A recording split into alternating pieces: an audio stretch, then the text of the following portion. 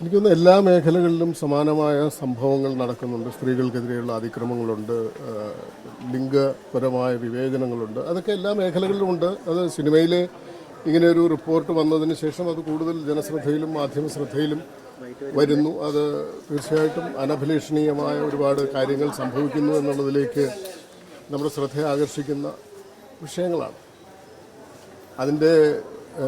അതിലെ യാഥാർത്ഥ്യം എന്താണ്, ആരോപണ സ്വഭാവം മാത്രമുള്ളത് എന്താണെന്നൊക്കെ ഇനിയുള്ള ദിവസങ്ങളിലാണ് നമ്മൾ തിരിച്ചറിയുന്നത്. ഇത്തരം ആരോപണങ്ങൾ ഉയർന്നു വന്നതിന്റെ അടിസ്ഥാനത്തിൽ അമ്മ സംഘടനയാണെങ്കിൽ അങ്ങനെ അല്ലെങ്കിൽ നിയമപരമായിട്ടുള്ള നടപടിയാണെങ്കിൽ ഇവർക്കെതിരെ എഫ്ഐആർ കേസെടുക്കേണ്ടതല്ലേ? അതിന് ഉത്തരം പറയേണ്ട സർക്കാരല്ലേ. നമുക്ക് അത്തരം അധികാരങ്ങളൊന്നുമില്ല. ഇത്തരം കാര്യങ്ങൾ, അതായത് ഇത്തരം വെളിപ്പെടുത്തലുകളുടെ അടിസ്ഥാനത്തിൽ അല്ലെങ്കിൽ ആരോപണങ്ങളുടെ അടിസ്ഥാനത്തിൽ എന്ത് നിയമപരമായ നടപടികൾക്കാണ് സാധ്യതയുള്ളത് എന്ന് പരിശോധിക്കാനുള്ള ഭരണകൂടം ഇവിടെയുണ്ട്, നീതിന്യായ സംവിധാനങ്ങളുണ്ട്. അത് അതിൻ്റെതായ നിലയ്ക്ക് അത്തരം കാര്യങ്ങൾ മുന്നോട്ട് പോകുമെന്നാണ് ഞാൻ പ്രതീക്ഷിക്കുന്നത്. രഞ്ജിത്തിന്റെ രാജി അഭികാമ്യമാണ് എന്ന് രഞ്ജിത്തിന് തോന്നിയതുകൊണ്ടായിരിക്കുമല്ലോ അദ്ദേഹം രാജിവെച്ചത്.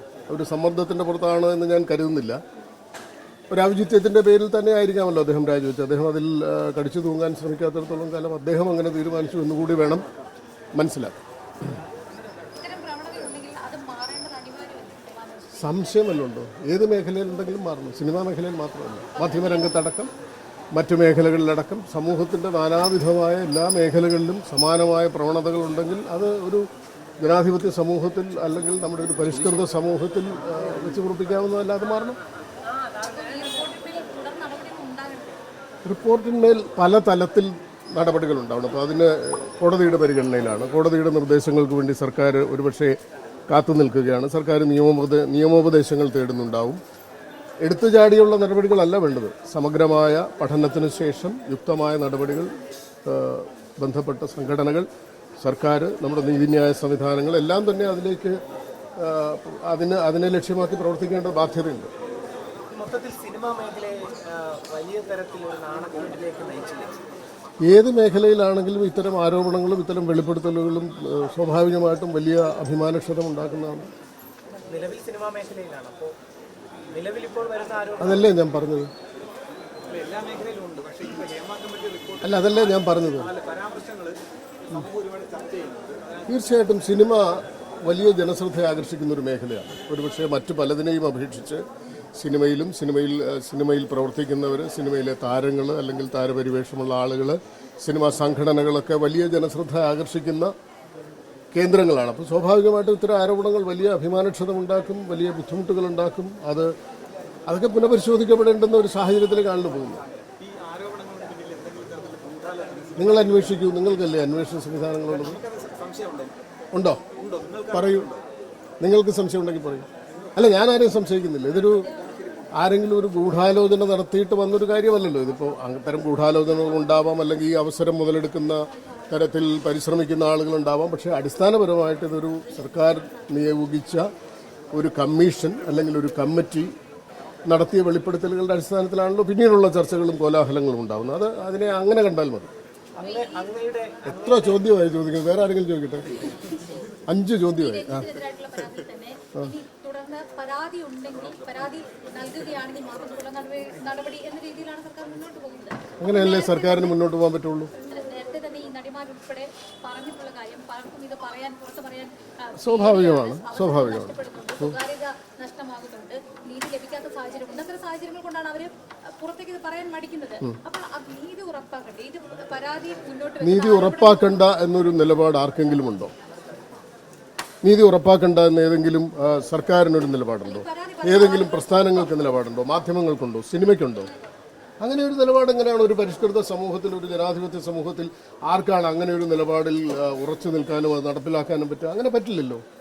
സ്വാഭാവികമായിട്ടും ഇതൊക്കെ ഓരോ കാലഘട്ടങ്ങളിൽ ഉണ്ടാകുന്ന വെളിപ്പെടുത്തലുകൾ അല്ലെങ്കിൽ അത്തരം സംഭവ വികാസങ്ങൾ അതിൻ്റെതായ ഗൗരവത്തോടുകൂടി തന്നെയാണ് സമൂഹം കാണുക. ആ സമൂഹം കാണുന്ന നിലയ്ക്ക് അതിനെ പരിശോധിക്കാനും നടപടികൾ കൈക്കൊള്ളാനും മറ്റു സംവിധാനങ്ങൾക്ക് ബാധ്യത ഉണ്ടാവും. ഈ തുറന്നു പറയുന്ന ആളുകൾക്ക് പിന്തുണ ഉറപ്പാക്കുന്നതിൽ ഏതെങ്കിലും തരത്തിൽ വീഴ്ച വരുന്നുണ്ടോ? അതുകൊണ്ടായിരിക്കും അത് അവർ വേണം പറയാൻ. അവർ പിന്തുണ, ഇപ്പോൾ എന്നെ സംബന്ധിച്ചിടത്തോളം ഞാൻ പ്രതിനിധാനം ചെയ്യുന്ന ഒരു സംഘടനയുണ്ട്.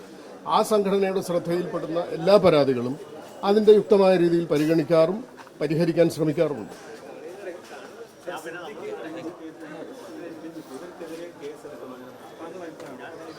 ഇതെൻ്റെ അഭിപ്രായമാണോ അതിൻ്റെ അകത്ത് വാലിഡ്? ഞാൻ എന്ത് പറഞ്ഞാലും ഞാൻ സിനിമാ മേഖലയിൽ നിൽക്കുന്നതുകൊണ്ട് നിങ്ങൾ ചോദിക്കുന്ന അത്തരം ചോദ്യങ്ങൾക്ക് ഉത്തരം പറയാൻ എനിക്ക് ബാധ്യതയില്ല. നിയമ നടപടികൾ സ്വീകരിക്കണമോ എന്ന് തീരുമാനിക്കേണ്ടത് അതിൻ്റെ സാധുത പരിശോധിച്ച് അത്തരം പരാതികളുടെ അടിസ്ഥാനം പ്രമാണിച്ച് അത് പരിഗണിച്ച് സർക്കാരും നിയമ സംവിധാനങ്ങളുമാണ് അത് സ്വീകരിക്കേണ്ടത്. അല്ലാതെ ഞാനൊരു അഭിപ്രായം പറയേണ്ട ഒരു ആവശ്യം അതിൻ്റെ അകത്തില്ല. ഇത്തരം കാര്യങ്ങളിൽ യാഥാർത്ഥ്യമുണ്ടെങ്കിൽ സ്വാഭാവികമായിട്ടും അതിൻ്റെ നിയമ നടപടികളെ അത് ക്ഷണിച്ചു വരുത്തും. അതാർക്കും തടയാൻ കഴിയില്ല, അതിന് പ്രതിരോധമൊന്നുമില്ല. അതെന്ത് മര്യാദ? അത് കുറ്റക്കാർക്ക് അതിൻ്റെതായ ശിക്ഷകളല്ലേ നമ്മൾ ഉറപ്പാക്കുന്നത്. അല്ലാതെ ഒരു പരിഷ്കൃത സമൂഹം ഏതാ സിനിമയിൽ ഒരാളുടെ സർഗാത്മകമായ പ്രവർത്തനങ്ങൾക്ക് നിരോധനം ഏർപ്പെടുത്താൻ നിങ്ങൾക്ക് പറ്റില്ല. അയാളൊരു കവിത എഴുതുകയോ ഒരു കഥ എഴുതുകയോ ഒരു സിനിമ ചെയ്യുകയോ ചെയ്താൽ അതിനെ നിരോധിക്കാൻ പറ്റും. നിങ്ങൾക്ക് അതിനെ ബഹിഷ്കരിക്കാം, നിരോധിക്കാൻ പറ്റില്ല. പറ്റുമോ? കുറ്റകൃത്യം എന്ന് പറയുന്നത് അത് തെളിയിക്കപ്പെടുമ്പോഴാണ്. കുറ്റാരോപിതർ എന്ന നിലയ്ക്ക് വേണം അവരെ ഇപ്പോൾ കാണാൻ. അങ്ങനെയല്ലേ അതിൻ്റെ ഒരു സമീപനം വേണ്ടത്? എങ്ങോട്ട് മാറി നിൽക്കാൻ? രാജ്യം വിടണോ? അങ്ങനെയല്ല. അവർ ഈ സമൂഹത്തിൽ തന്നെയാണ് ജീവിക്കുന്നത്, തുടർന്നും ജീവിക്കുന്നത് ഇവിടെ തന്നെയായിരിക്കും. അവർക്കെതിരെ ഉണ്ടായ ആരോപണങ്ങളിൽ സത്യാവസ്ഥയുണ്ടെങ്കിൽ അത് പരിശോധിക്കാനും അത് അന്വേഷിക്കാനും കണ്ടെത്താനും യുക്തമായ നടപടികൾ സ്വീകരിക്കാനും ഞാനും നിങ്ങളും ആഗ്രഹിച്ചാലും ഇല്ലെങ്കിലും അതിൻ്റേതായ സംവിധാനങ്ങളുണ്ട്. അത് മുന്നോട്ട് പോകും. ഞാൻ ഈ പറഞ്ഞ മറുപടിയിൽ ഇതെല്ലാം ഉൾപ്പെടുന്നില്ലേ? ഇത് ഉൾപ്പെടുന്നില്ല. ഞാൻ അങ്ങനെയാണോ പറഞ്ഞത്? ഞാൻ പറഞ്ഞു ഒന്നുകൂടെ അവിടെ പോയിട്ട് കേട്ട് നോക്കും. മാറി നിൽക്കാൻ ഞാൻ ചോദിച്ചത് നിങ്ങൾക്ക് മാറ്റി നിർത്താൻ പറ്റുമോ? നിങ്ങൾ എത്ര പേരെ മാറ്റി നിർത്തിയിട്ടുണ്ട്? മാധ്യമരംഗത്ത് ഇതുപോലെയുള്ള ആരോപണങ്ങൾ നേരിട്ട ആളുകളെല്ലാവരും അതേ മാധ്യമം അല്ലെങ്കിൽ മറ്റു മാധ്യമങ്ങളിൽ ജോലിയിൽ പ്രവർത്തിക്കുന്നില്ലേ? അങ്ങനെ മാറ്റി നിർത്തൽ എങ്ങനെയാണ്? ഈ രാജ്യത്തെ സമൂഹത്തിൽ എന്തെല്ലാം കുറ്റകൃത്യങ്ങൾ ചെയ്ത ആളുകളുണ്ട്, ശിക്ഷ അനുഭവിച്ചവരുണ്ട്. അവർ തിരിച്ചു വന്നാൽ അവരെ നാട് കിടത്തുമോ? അങ്ങനെയല്ലല്ലോ പരിഷ്കൃത സമൂഹത്തിലെ ശിക്ഷാ സമ്പ്രദായം. അങ്ങനെ ഞാൻ പറഞ്ഞോ? നിങ്ങൾ പറയുന്നത് ഞാൻ അംഗീകരിക്കണം, വേറെ ആളെ നോക്കണം. കുറ്റാരോപിതരെ മാറ്റി നിർത്തുന്ന ഒരു നിയമ സംവിധാനം നമ്മുടെ രാജ്യത്തുണ്ടോ? ഉണ്ടോ? ധാർമ്മികതയാണോ രാജ്യത്തെ എല്ലാ കാര്യങ്ങളിലും തീരുമാനിക്കപ്പെടുന്നത്? നിങ്ങൾ ഏത് ധാർമ്മികതയുടെ അടിസ്ഥാനത്തിലായിരിക്കും പ്രവർത്തിക്കുക? നിങ്ങൾ ഏത് സ്ഥാപനത്തിൽ പ്രവർത്തിക്കുന്നോ അതിൻ്റെ ധാർമ്മികത. അതിനേക്കാൾ വലിയ സാമൂഹ്യ ധാർമ്മികതയൊന്നും ഒരാൾക്കുമില്ല, ആർക്കും അവകാശപ്പെടാനുമില്ല. ഉണ്ടോ?